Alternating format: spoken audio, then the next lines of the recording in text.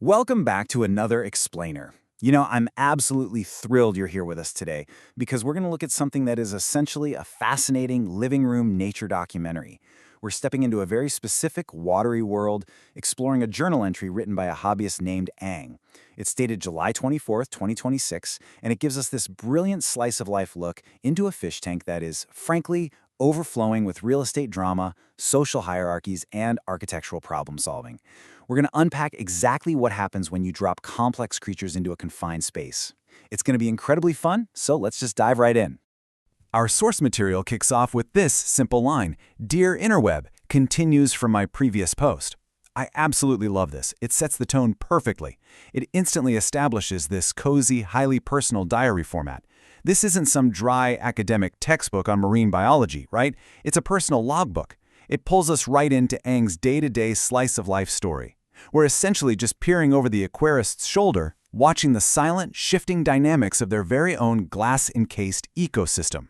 Section 1. Settling in the Cave. A New Habitat.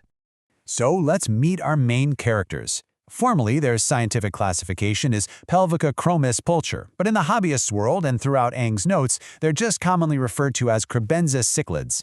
Giving them this bit of scientific flair right off the bat kind of helps us appreciate that these aren't just mere decorations floating around in a box. They're a specific, complex species with deep-rooted instinctual behaviors. And as we're about to see, when you introduce Kribensis Cichlids into a new tank, they bring a ton of personality and a very specific set of demands for their living arrangements. This part brilliantly illustrates the sheer patience you need in the fish-keeping hobby. At day 0, the fish are introduced to the tank, but do they immediately make themselves at home? Absolutely not. By day 1, Ang realizes a change is actually needed, so they swap out whatever artificial cave was in there for a classic terracotta-pot. And it isn't until roughly day 2 that this whole waiting game actually pays off, and the Kribensis Cichlids finally start to occupy the cave. It just goes to show that fish can be surprisingly picky about their architecture. It took that specific terracotta pot for them to feel comfortable enough to finally settle down and claim a space. Moving on to Section 2, Digging for Dominance, Establishing Territory. Now, here's the crucial part: how these fish actually claim their territory. It's this fascinating, multi-step process. Step 1. They finally occupy that terracotta pot. But they don't just swim in and casually float there. No way. Step 2. They actively begin to dig through the substrate right at the opening of the pot. And Step 3. They use all that displaced material to create a physical barrier. According to Ang's log, this digging behavior is a huge tell. The fish performing this extensive landscaping is most likely the dominant fish in the tank, specifically the male, who also happens to be the largest. He is literally moving earth to build a fortress. It's his way of signaling to everyone else in the tank that this premium real estate is officially off the market. Section 3, The Hiding Females, Displaced Tank Mates. There is such a stark contrast at play here. On one hand, you have the dominant male. He's the largest fish, actively occupying the preferred terracotta pot, and he's aggressively defending it from behind his custom-built substrate barrier. On the other side, we have the females.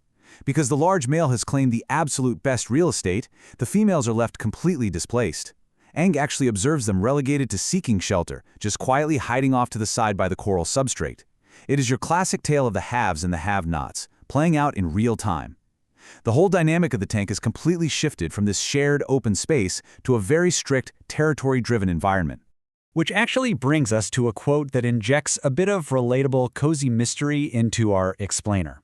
Ang casually writes, "Furthermore, I can't recall how many fish are in the tank."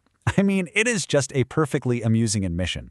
Think about it. You have this aquarist carefully documenting substrate displacement, analyzing dominance hierarchies, noting coral hiding spots, but they've completely forgotten the actual census of their own tank.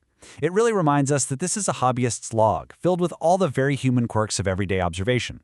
And that leads us to Section 4, Expanding the Habitat, Solving the Dilemma. Let's see how this all comes together as Ang uses some pretty excellent deductive reasoning to figure out the next steps. First, Ang assumes a population ratio, guessing there is perhaps 1 male and 2 females in total. Second, Ang considers the social dynamics at play. If the large male has claimed the cave, well, it's highly possible a pair has already bonded. Cichlids are known to form pairs, and they can be fiercely protective of their breeding ground. And finally, this leads to a critical shelter solution. If a bonded pair is hoarding the terracotta pot, that leaves the odd fish out, basically the third wheel, the unbonded female, completely exposed and forced to hide in the coral substrate. Aang realizes they absolutely must step in to protect that vulnerable fish. And here is the elegant conclusion to our little tank drama. The solution? Just get more terracotta pots of a similar size to place at the front of the tank. It's such a simple, actionable fix. By adding another artificial cave, Aang can restore harmony to the whole environment. It immediately provides an adequate, safe hiding spot for that remaining female, totally neutralizing the territorial stress caused by the bonded pair's fortress. It's a fantastic example of how just observing your environment allows you to step in and thoughtfully architect a way better living situation for its inhabitants. We've just spent time analyzing the territorial disputes, the architectural preferences, and the shifting social hierarchies of a few small fish in a glass box. It really makes you pause and think, doesn't it? So I'll leave you with a provocative question. What hidden dramas and complex social dynamics are playing out in the microhabitats around you right now? Whether it's a fish tank in your living room, the birds in your backyard, or the insects out at a local park, there are these entirely unseen complex worlds operating right under our noses, just waiting to be observed. Thank you so much for joining me for this explainer. And hey, keep your eyes open to the miniature worlds around you.